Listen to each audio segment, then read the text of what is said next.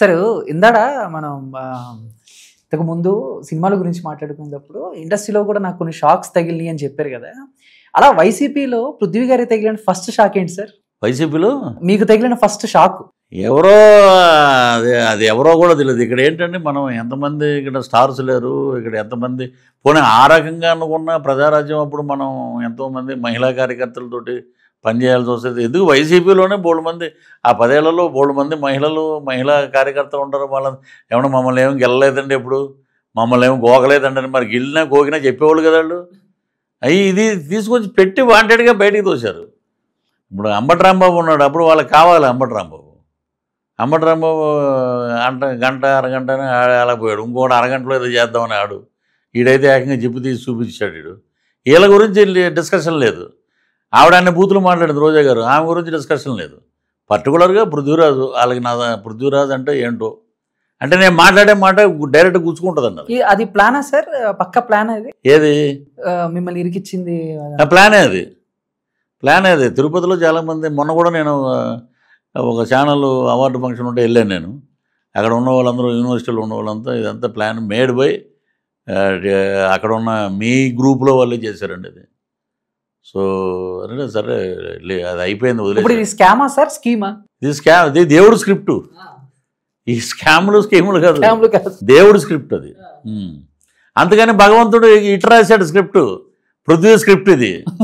నేను ఒకటే అనుకున్నాను, నేను ఏంటంటే షూటింగ్లు బిజీ ఉండటం వల్ల నేను లోకేష్ బాబుని కలిసాం, పవన్ కళ్యాణ్ గారు ప్రమాణ స్వీకారం జరిగిన రోజున వెళ్ళిపోయి ఛార్జ్ చేసుకున్నప్పుడు ఇంకా కలవలసిన చంద్రబాబు నాయుడు గారిని కలవాలి, అసెంబ్లీలో కూర్చోవాలి. దేవుడు వచ్చినప్పుడు దేవుడు స్క్రిప్ట్ ఇదిరా దేవుడు స్క్రిప్టు.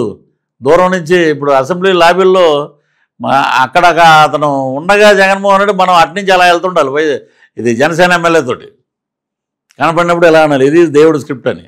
ఆ రోజు కోసం ఎదురు చూస్తున్నాను. ఇప్పుడు ఎప్పుడు ఇది కదండి, మొత్తం అందరినీ లోపలేస్తారు. తప్పు ఎక్కడ ఉంటే అక్కడ లోపలేస్తారు. ప్రజలకి మంచి జరుగుతుంది, బ్రహ్మాండంగా అన్ని నియోజకవర్గాలు అభివృద్ధి పథం వైపు ముందుకు వెళ్తున్నాయి. సార్ స్క్రిప్ట్ అంటే గుర్తొచ్చింది.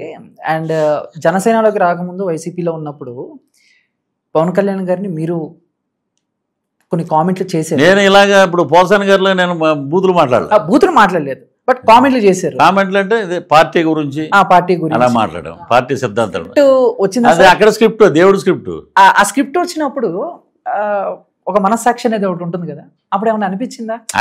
అనిపించేది ఆ టైంలో ఏంటంటే టెర్రరిస్టులని మీరు చేస్తారు ఏదో గదిలో పెట్టి బాగా దాన్ని ఇంజెక్ట్ చేసి వదిలేస్తారు కెమెరాల ముందు. ఇక మనాతనా లేదు, ఏదో మాట్లాడేసాక తర్వాత చిప్పు దొబ్బాక ఇవన్నీ గుర్తొస్తాయి. వాళ్ళ చిప్పు ఉన్నంతసేపు మనకి పనిచేయదు. ఆ చిప్పు ఎప్పుడైతే దొబ్బుద్ది అనుకోండి అప్పుడు మొత్తం మ్యాటర్ వెళ్ళిపోద్ది, డిలీట్ అయిపోద్ది. ఎవరైనా మనం ఇదే చేసింది ఇది అని అప్పుడు అర్థం అవుతుంది, ఇది దేవుడు స్క్రిప్ట్ అని. సరే నేను కూడా సమయం కోసం వెయిట్ చేశానండి. భగవంతుడు స్క్రిప్ట్ వచ్చింది. ఫట్మని కొడితే సీఎంఏ వెళ్ళిపోయాడు పక్కకి, ధర్మారెడ్డి వెళ్ళిపోయాడు. అక్కడ ఎవడో దేవుడిని తప్పుకొని ఎవడో వెళ్ళండి. ఇప్పుడు మనం రాజమార్గంలో పైకి వెళ్ళి నేను పవన్ కళ్యాణ్ గారు అడిగారు కదండి, కార్యకర్తలు పనిచేసిన వాళ్ళందరూ మొన్న కార్యకర్తల సదస్సు జరిగింది, నేను టీవీలో చూసి. మీకు ఏం కావాలో అడగండి, అడగకపోతే తెలియదు కదా, అడిగితే దానికి మీరు అర్హులో కాదో నేను ఆలోచించుకుంటాను, టీం ఆలోచిస్తుందని. ఆ ఎస్యూబీసీ నాకు ఇవ్వండి, మీరు అడిగారు కాబట్టి ఇస్తే. ఇదిరా మా పవన్ గారి స్క్రిప్టు, ఇదిరా మా చంద్రబాబు నాయుడు గారి స్క్రిప్ట్, ఇదిరా మా లోకేష్ బాబు స్క్రిప్టు. మీరు చేసిన క్రైస్తవ మత ప్రచారాన్ని అడ్డుకుంటున్నారనే ఒక ఇదితోటి మమ్మల్ని ఇలా చేశారు, మీకు మా స్క్రిప్ట్ ఏంటనేది చూపిస్తాం అని అడుగుతారండి నేను. అది సార్ ఇప్పుడు మామూలుగా ఆ స్క్రిప్ట్ చదివేటప్పుడైనా పవన్ కళ్యాణ్ గారు ఒక మాస్ హీరో, ఫుల్ ఫాలోయింగ్ ఉంది, మనం ఇన్ని కామెంటరీ చేస్తున్నాం, తర్వాత ఫ్యాన్స్ నుంచి నెక్స్ట్ లెవెల్లో ఉంటుంది అనేది అక్కడ చిన్న భయం అనేది కూడా ఒకటి ఉంటుంది కదా. ఉందండి, మీకు చెప్తున్నా కదా, ఆ చిప్పు ఉన్నప్పుడు పనిచేయదు ఏది, మీకు ఏది ముందుకెళ్ళదు. ముందు అన్ని డెలిట్ అయిపోతేనే ప్రపంచం తెలుస్తుంది. డెలిట్ 3 ఏళ్ళ ముందు అవడం వల్ల భగవంతుడు నన్ను ఆశీర్వదించాడు, వెంకటేశ్వర స్వామి. అదే ఆయన కూడా చాలా సౌమ్యంగా మాట్లాడి బ్రో నుంచి స్టార్ట్ అయింది మాది. ఆయనతోటి సెట్లో చాలా బాగా మాట్లాడు. యువర్ ఏ వైట్ పేపర్, మిమ్మల్ని యూజ్ చేసుకున్నారు వాళ్ళు. So we know what is what అని. అది చిరంజీవి గారు అన్నారు, పవన్ కళ్యాణ్ గారు అన్నారు, నాగబాబు గారు అన్నారు. ఫ్యాన్స్ అందరూ తర్వాత వరుసగా వన్ బై వన్ ఈరోజు జనసేన ఫ్యాన్స్ అంటే పృథ్వీ గారు మా జన సైనికుడు, పవన్ కళ్యాణ్ గారు బాణం. సరే ఇప్పుడు మీరు అన్నారు ముగ్గురు కూడా, చిరంజీవి గారు, నాగబాబు గారు, పవన్ కళ్యాణ్ గారు, ముగ్గురు కూడా మిమ్మల్ని చూసి ఎడమొహం పెడమొహం పెట్టుకోవటం లేకుండా మీరు ఫోన్ చేస్తే లిఫ్ట్ చేసి మీరు షూటింగ్ స్పాట్లో సెట్స్లో చక్కగా మాట్లాడి మీరు ఇంత కామెంట్ చేసినా కూడా అలాంటి మనుషులు ఉంటారా అనిపించిందా సార్? ఉండరండి. అది ఓన్లీ నేను ఫస్టే చెప్పి మీకు ఆ ఇంటర్వ్యూలో మెగా వాళ్ళకి మానవత్వం. మన పవన్ కళ్యాణ్ గారు కూడా మేము కండవా వేసుకునే ముందు ఆఫీసులో 1-to-1 కూర్చున్నాం. నేను వాడుకుని వదిలేసే రకం కాదు. నా భవిష్యత్తు ఎన్నికల్లో ఎంత ముఖ్యమో మీ భవిష్యత్తు కూడా నాకు అంతే ముఖ్యం. అదే ఆస్కర్ అవార్డు నాకు. ఆ మాట చాలు. చాలామంది అన్నారు ఆయన మాట అంటే మాట తప్పుడు. ఇది జనాల్లో కావాల్సింది. ఇలాంటి నాయకుడు కావాలి, ఈయన దగ్గర మనం పనిచేయాలి. అలాంటి పవన్ కళ్యాణ్ గారు అన్నారు మాకు శత్రువు, మా స్థాయిలో ఉన్నవాడే మాకు శత్రువు జగన్మోహన్ రెడ్డి. అది చేసే మంచి పనులు ఏమీ లేవు, రాష్ట్రాన్ని ఇలా నాశనం చేసాడు కాబట్టి అది శత్రువు. లేకపోతే అతను కూడా మేము పట్టించుకోవాల్సిన అవసరం లేదు. అంతేగాని నీ మీద మాకు అటువంటి ఏం లేవు. We love your comedy, your a good human being అని చెప్పి ముగ్గురు చెప్పారు. బ్రహ్మ విష్ణు మహేశ్వరుడు. సూపర్. అయిపోయింది. జనసేన కండువాకి వచ్చాం.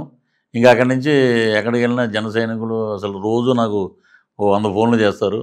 నేను కూడా క్రియాశీలక సభ్యత్వం పిఠాపురం నుంచి తీసుకుంటాను. ఒకసారి నచ్చితే ఇక జన సైనికులు కూడా ఓన్ చేసి ఇంకా అంతే అండి, ఓను. సార్ మీరు కళ్యాణ్ గారితో కూర్చున్నారు, జగన్మోహన్ రెడ్డి గారితో కూర్చున్నారు. ఇద్దరిలో ఎవరు బెటర్ అని అడిగితే మీరు ఖచ్చితంగా కళ్యాణ్ గారి పేరే చెప్తారు. అంతే అండి. బట్ ఏదైనా ఒక పాయింట్లో కళ్యాణ్ గారి కంటే జగన్మోహన్ రెడ్డి గారు బెటర్ అనిపించేలా ఏమైనా చెప్పగలరా? అయ్యో బాబోయ్, అడిగి ఏదైనా అది ఏదో అంటారు చూసారా, లోపల ఒకటి పెట్టుకుని పైకి నవ్వుతూ ఇలా ధనాలు పెట్టేవాడిని ఎప్పుడు నమ్మకూడదండి. ఓపెన్గా మాట్లాడేసేవాడి దగ్గర ఏమి ఉండదు. పేద ప్రజలకి నేను ప్రాణమైనా ఇవ్వటానికి రెడీగా ఉన్నాను.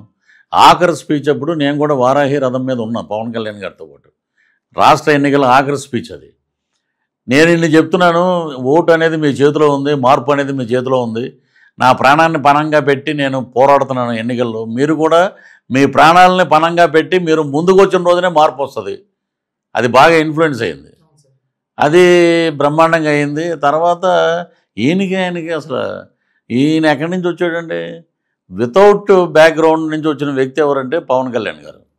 ప్రజల యొక్క బ్యాక్గ్రౌండ్ నుంచి వచ్చినటువంటి పీపుల్స్ లీడర్. ఠాగూర్లో ఉంటారు. ప్రజల నుంచి వచ్చిన నాయకుడు ఎవరంటే చిరంజీవి గారు దాంట్లో. అలాగే ప్రజల నుంచి వచ్చిన నాయకుడు ఎవరంటే పవన్ కళ్యాణ్ గారు. ఇక్కడికి వచ్చేటప్పటికి రాజశేఖర రెడ్డి గారి అంశ, రాజశేఖర రెడ్డి గారు పెట్టిన ఫీజు రియంబర్స్మెంటు, ఇది ఆరోగ్యశ్రీ, దానివల్ల లక్షల కోట్లు అక్కడ చేసి డబ్బులు ఉన్నాయి వాళ్ళ దగ్గర. డంప్ చేశారు 200 కోట్లు పిఠాపురంలో. కానీ ఈ రోజున 70,000 మెజార్టీతో అక్కడ ఆయన గెలవడం జరిగింది. ఈ ఎన్ని చేసినా కూడా ప్రజల హృదయం దోచుకున్నవాడే నాయకుడు. ఎన్ని రకాల స్కీములు వేసి ఎన్ని రకాలుగా వచ్చినా ఎవడు నిలబడ్డు. ఇంక అయిపోయింది. 1 టర్మ్